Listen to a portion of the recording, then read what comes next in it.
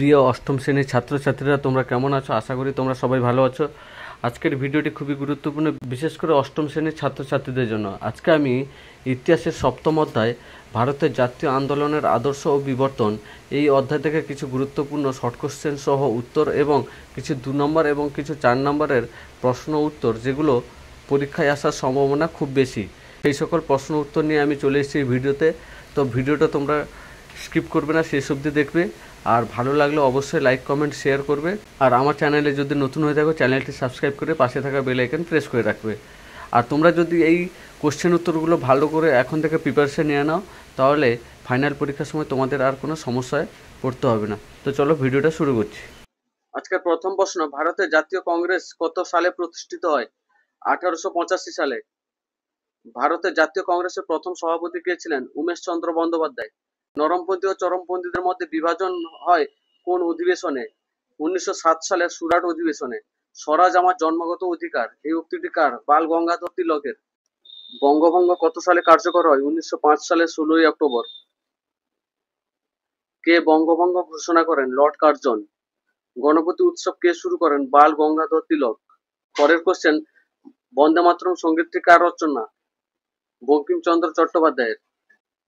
মুসলিম লীগ কত সালে প্রতিষ্ঠিত হয়? 1906 সালে। অনুশীলন সমিতি কে প্রতিষ্ঠা করেন? প্রমথ নাথ মিত্র। কে লাল বাল পাল নামে পরিচিত? লালা লাজপত রায়, বাল গঙ্গাধর তিলক ও বিপিন চন্দ্র পাল। গদর পার্টি কে প্রতিষ্ঠা করেন? লালা হরদয়াল।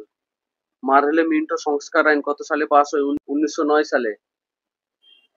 কোন ঘটনার পর মহাত্মা গান্ধী অসহযোগ আন্দোলন প্রত্যাহার করেন? চৌরি চৌরা ঘটনার পরে। অসহযোগ আন্দোলন কত সালে শুরু হয়? 1920 সালে। জালিয়ানওয়ালাবাগের হত্যাকাণ্ড কত সালে ঘটে? 1919 সালে 13ই এপ্রিল। ফরওয়ার্ড ব্লক কে প্রতিষ্ঠা করেন? সুভাষচন্দ্র বসু। ভারত ছাড়ো আন্দোলনের সূচনা হয় কত সালে? 1942 সালে। ভারতের লৌহ মানব কাকে বলা হয়? সর্দার বল্লভভাই প্যাটেলকে। কে আজাদ হিন্দ ফৌজ গঠন করেন? রাসবিহারী বসু। মহাত্মা গান্ধী কবে ভারতে ফিরে আসেন? 1915 সালে। ডান্ডি মার্চ কত সালে শুরু হয়? 1930 সালে। সাইমন কমিশন কত সালে ভারতে আসে? 1928 সালে। পূর্ণ স্বরাজের প্রস্তাব কংগ্রেসের কোন অধিবেশনে নেওয়া হয়? 1929 সালের লাহোর অধিবেশনে। গান্ধী আরউইন চুক্তি কত সালে স্বাক্ষরিত হয়? 1931 সালে। কে দ্য ইন্ডিয়ান স্ট্রাগল বইটি লেখেন? সুভাষচন্দ্র বসু। অন্ধ্র কেশরী নামে কে পরিচিত? টি প্রকাশম। চট্টগ্রাম অস্ত্রাগার লুণ্ঠনের প্রধান নেতা কে ছিলেন? সূর্য সেন। ভারত সরকার আইন 1935 এর অপর নাম কি? 1935 সালের ভারত শাসন আইন। কে ভারত মাতা চিত্রটি আঁকেন? অবনীন্দ্রনাথ ঠাকুর। স্বদেশী আন্দোলনের একটি গুরুত্বপূর্ণ দিক কি ছিল? বিদেশি দ্রব্য বর্জন। জালিয়ানওয়ালাবাগ কোথায় অবস্থিত? অমৃতসর, পাঞ্জাবে। মুসলিম লীগের প্রথম অধিবেশন কোথায় অনুষ্ঠিত হয়? ঢাকা শহরে। ব্রিটিশ সরকার কবে বঙ্গভঙ্গ রদ করে? 1911 সালে। কমিউনাল অ্যাওয়ার্ড কে ঘোষণা করেন? ব্রিটিশ প্রধানমন্ত্রী রামসে ম্যাকডোনাল্ড। রাওলাট আইন কত সালে পাস হয়? 1919 সালে। ভারতের বিপ্লববাদের জননী কাকে বলা হয়? মাদাম কামাকে। কংগ্রেসের কোন অধিবেশনে প্রথম বন্দে মাতরম গানটি গাওয়া হয়? 1896 সালের কলকাতা অধিবেশনে। কংগ্রেসের প্রথম মুসলিম সভাপতি কে ছিলেন? বদরুদ্দিন তৈয়বজি। কেশরী ও মারাঠা পত্রিকা সম্পাদক কে ছিলেন? বাল গঙ্গাধর তিলক। তো এই ছিল আজকের কয়েকটি গুরুত্বপূর্ণ 1 নম্বরের শর্ট কোশ্চেন বা এমসিকিউ টাইপ কোশ্চেন, যা উত্তর সহ আমি আলোচনা করলাম। তো তোমাদের ভিডিওটি কেমন লাগছে অবশ্যই কমেন্ট করে জানাবে। আরো আমি কয়েকটি 2 নম্বরের কোশ্চেন সহ উত্তর আমি এই ভিডিওতে বলছি, তোমরা কেউ ভিডিওটি স্কিপ করবে না, শেষ অবধি দেখবে।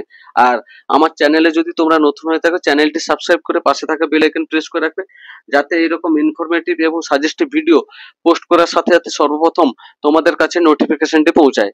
এরপরে 2 নম্বরের কিছু প্রশ্ন উত্তর বলছি, তোমরা দেখে নাও। নরমপন্থী কারা ছিলেন?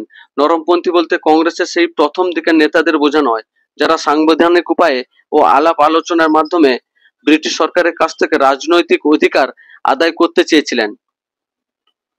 যেমন সেই নরমপন্থী নেতাদের মধ্যে কয়েকজন ছিলেন সুরেন্দ্রনাথ বন্দ্যোপাধ্যায়, দাদাভাই নৌরোজি, গোপাল কৃষ্ণ গোখলে প্রমুখ এই দলের নেতা ছিলেন।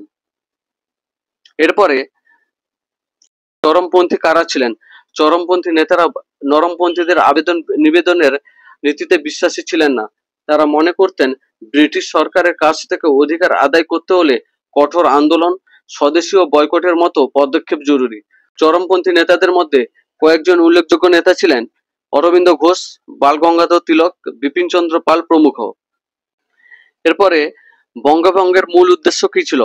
ব্রিটিশ সরকার 1905 সালে প্রশাসনিক সুবিধার অজুহাত দেখিয়ে বাংলা প্রশাসনকে দুটি ভাগে বিভক্ত করে, কিন্তু এর আসল উদ্দেশ্য ছিল বাংলাকে দুর্বল করা এবং হিন্দু ও মুসলমানদের মধ্যে বিভেদ সৃষ্টি করে জাতীয়তাবাদী আন্দোলনকে দমন করা। নেক্সট কোশ্চেন আছে, স্বদেশী ও বয়কট আন্দোলন বলতে কি বোঝো? বঙ্গভঙ্গের প্রতিবাদে ভারতীয়রা ব্রিটিশ পণ্য ও প্রতিষ্ঠান বর্জন করার জন্য যে আন্দোলন শুরু করে, তাই স্বদেশী ও বয়কট আন্দোলন এর মাধ্যমে দেশীয় শিল্পকে উৎসাহিত করা হয় এবং বিদেশি পণ্য ও শিক্ষা প্রতিষ্ঠান বর্জন করা হয়, যা বয়কট নামে পরিচিত। পরের প্রশ্ন আছে, মুসলিম লীগ প্রতিষ্ঠার কারণ কি ছিল? 1906 সালে নবাব সমিউল্লাহ ও আগা খানের নেতৃত্বে মুসলিম লীগ প্রতিষ্ঠিত হয়। ব্রিটিশ সরকার হিন্দুদের পাশাপাশি মুসলিমদের মধ্যেও বিভেদ সৃষ্টি করে তাদের নিজেদের পক্ষে রাখতে চেয়েছিল। এর ফলে মুসলিম সম্প্রদায়ে স্বার্থ রক্ষার নামে এই সংগঠনটি গড়ে তোলা হয়। এরপর রাওলাট আইন কি?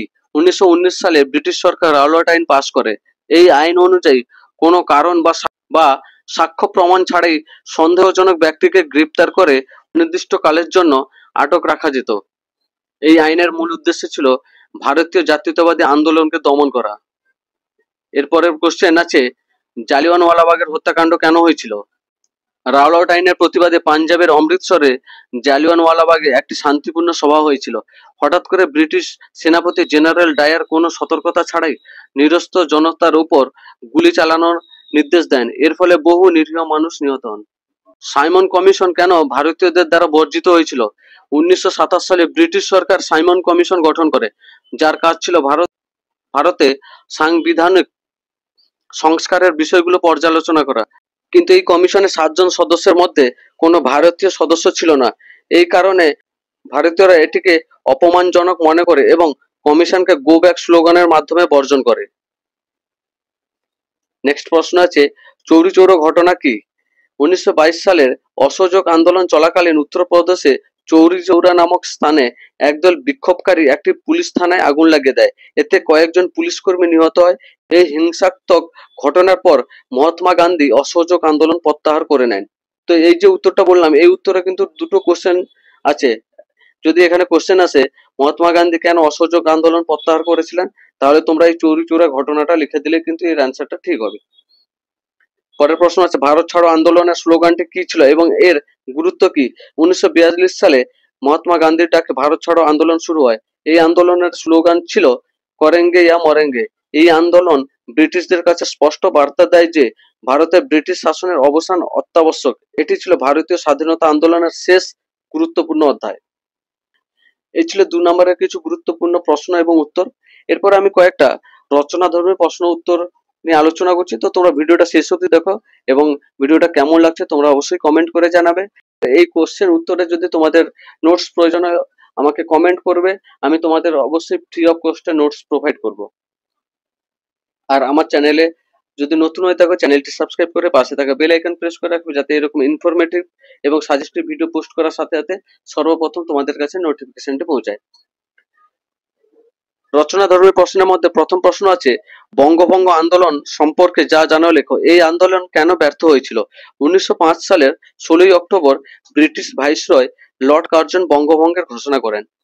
ব্রিটিশদের মতে প্রশাসনিক সুবিধার জন্য এই পদক্ষেপ নেওয়া হয়েছিল, কিন্তু এর আসল উদ্দেশ্য ছিল ভারতের জাতীয়তাবাদী আন্দোলনকে দুর্বল করা এবং হিন্দু মুসলিমদের মধ্যে বিভেদ সৃষ্টি করা। আন্দোলনের বিস্তার কিভাবে হয়েছিল? 1 নম্বর, প্রতিবাদ। বঙ্গভঙ্গের ঘোষণার পর থেকেই সমগ্র বাংলা প্রতিবাদে উত্তাল হয়ে ওঠে।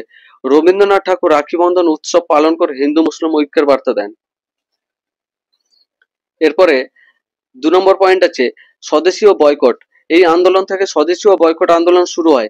ভারতীয়রা ব্রিটিশ পণ্য বর্জন করে এবং দেশীয় দ্রব্য ব্যবহার শুরু করে। স্কুল, কলেজ, আদালত এবং সরকারি দপ্তর বয়কট করা হয়। পরবর্তী পয়েন্ট আছে নবদিগন্ত। এই আন্দোলনে জাতীয়তাবাদের আদর্শকে শহর থেকে গ্রাম ছড়িয়ে দেওয়া হয়। এটি ভারতীয় স্বাধীনতা সংগ্রামের ইতিহাসে এক নতুন অধ্যায়ের সূচনা করে।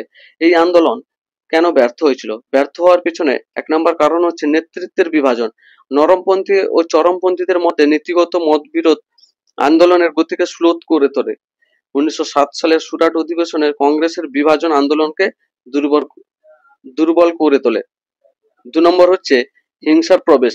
কিছু বিপ্লবী কার্যকলাপের ফলে সরকার কঠোর দমননীতি গ্রহণ করে, যা সাধারণ মানুষের মধ্যে ভয় সৃষ্টি করে। নেক্সট আছে মুসলিম লীগের প্রতিষ্ঠা। ব্রিটিশ সরকারের ডিভাইড অ্যান্ড রুল এর নীতির ফলে মুসলিম লীগ প্রতিষ্ঠিত হয়, যা হিন্দু মুসলিম ঐক্যকে আঘাত করে। এরপরে প্রশ্ন আছে অসহযোগ আন্দোলন সম্পর্কে একটি টিকা লেখো। জালিয়ানওয়ালাবাগের হত্যাকাণ্ড এবং ব্রিটিশ সরকারের দমন নীতির প্রতিবাদে 1920 সালে মহাত্মা গান্ধীর নেতৃত্বে অসহযোগ আন্দোলন শুরু হয়। এটি ছিল প্রথম সর্বভারতীয় গণ আন্দোলন। এই আন্দোলনের কর্মসূচির মধ্যে 1 নম্বর কর্মসূচি ছিল নেতিবাচক কর্মসূচি। ব্রিটিশ সরকার প্রদত্ত খেতাব ও সম্মান ফিরিয়ে দেওয়া, সরকারি দপ্তর, স্কুল, কলেজ ও আদালত বয়কট করা এবং বিদেশি পণ্য বর্জন করা। এরপর ইতিবাচক কর্মসূচি দেশীয় শিক্ষা প্রতিষ্ঠান স্থাপন, চরকার ব্যবহার ও খাদির প্রচলন, হিন্দু মুসলিম ঐক্য প্রতিষ্ঠা এবং অস্পৃশ্যতা দূরীকরণ। এই আন্দোলনের প্রভাব কিছু হয়েছিল। 1 নম্বর, এই আন্দোলন প্রথমবার সাধারণ মানুষকে ব্যাপকভাবে জাতীয় আন্দোলনে যুক্ত করে। 2 নম্বর, জাতীয়তাবাদ শহর থেকে গ্রামে ছড়িয়ে পড়ে। 3, কংগ্রেস একটি গণসংগঠনে পরিণত হয়। 4, এই আন্দোলন ভারতীয়দের মধ্যে আত্মবিশ্বাস ও আত্মমর্যাদাবোধ বৃদ্ধি করে। এই আন্দোলন প্রত্যাহার করার কারণ কি ছিল? 1922 সালে উত্তরপ্রদেশের চৌরচৌরা নামক স্থানে একদল আন্দোলনকারী একটি পুলিশ থানায় আগুন লাগিয়ে দেয়। এতে 21 জন পুলিশ কর্মী নিহত হয়। এই হিংসাত্মক ঘটনার প্রতিবাদে মহাত্মা গান্ধী আন্দোলন প্রত্যাহার করে নেন। নেক্সট প্রশ্ন আছে ভারত ছাড়ো আন্দোলনের প্রেক্ষাপট, গুরুত্ব ও ব্যর্থতা আলোচনা করো। দ্বিতীয় বিশ্বযুদ্ধের সময় ব্রিটিশ সরকারের শোষণ এবং ক্রিপস মিশনের ব্যর্থতার পটভূমিতে মহাত্মা গান্ধী 1942 সালের 8ই আগস্ট ভারত ছাড়ো আন্দোলনের ডাক দেন। এই আন্দোলন ভারতের স্বাধীনতা সংগ্রামের ইতিহাসে এক গুরুত্বপূর্ণ মাইলফলক। এর প্রেক্ষাপটগুলোর মধ্যে 1 নম্বর হচ্ছে ক্রিপস মিশনের ব্যর্থতা। 1942 সালে ভারতে আসা ক্রিপস মিশন কোনো সন্তোষজনক প্রস্তাব দিতে ব্যর্থ হয়। এরপর দ্বিতীয় বিশ্বযুদ্ধের চাপ। বিশ্বযুদ্ধে ব্রিটিশ সরকারের পরাজয় এবং তাদের দুর্বলতার সুযোগ নিয়ে ভারতে আন্দোলন শুরু করা হয়। তারপরে আছে জনগণের অসন্তোষ। দ্রব্যমূল্য বৃদ্ধি, খাদ্য সংকট এবং ব্রিটিশ সরকারের দমননীতি জনগণের মধ্যে ব্যাপক অসন্তোষ তৈরি করে। এই আন্দোলনের গুরুত্ব। 1 নম্বর হচ্ছে ব্যাপকতা। এটি ছিল ভারতের ইতিহাসে সর্ববৃহৎ গণ আন্দোলন, যেখানে ছাত্র, কৃষক, শ্রমিক এবং নারীরাও অংশ নিয়েছিলেন। নেক্সট পয়েন্ট আছে নেতৃত্বহীনতা। গান্ধীজি ও অন্যান্য শীর্ষ নেতাদের গ্রেপ্তারের পর আন্দোলন স্বতঃস্ফূর্তভাবে চলতে থাকে, যা জনগণের স্বতঃস্ফূর্ত অংশগ্রহণ প্রমাণ করে। এরপরে সমান্তরাল সরকার।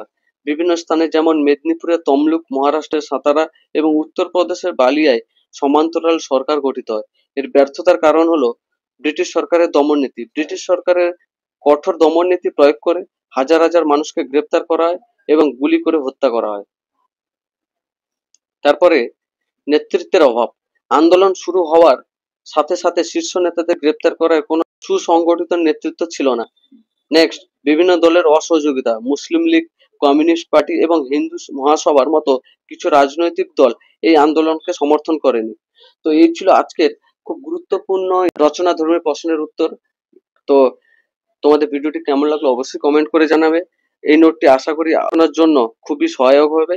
পরীক্ষার জন্য ভালো করে প্রস্তুতি নিয়ে নাও। ভিডিওটি দেখার জন্য অসংখ্য ধন্যবাদ।